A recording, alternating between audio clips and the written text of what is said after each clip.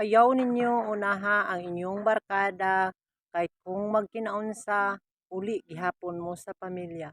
Busa kamong mga kabatan-unan, ayaw mo barkada-barkada, ang inyong i-focus ang inyong pamilya. Ayaw ninyo ipalit ang inyong pamilya sa barkada kay magkinaunsa ang barkada ba muhatag ba sa inyo ha? O magka-hospital mo ang barkada ba muunong sa inyo ha?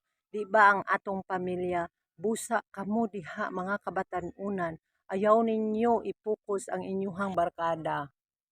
Ang akong piliyon ako ang pamilya. Kay kung magkasakit ka, magkinaunsa ka, kung wala ka, ang barkada ba muhatag sa imo? Kung magkasakit ka, ang barkada ba magpa-check up sa imuha? Ang barkada ba magpa-hospital sa imuha? Busa kamo diha mga kabatan-unan.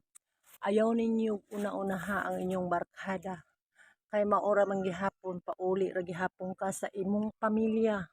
Busa ayaw ninyo, ayaw jud ninyo biyae ang inyong pamilya. Ayaw ninyo i-focus ang inyong barkada kay pag-abot sa panahon muuli ra gihapon ta sa pamilya.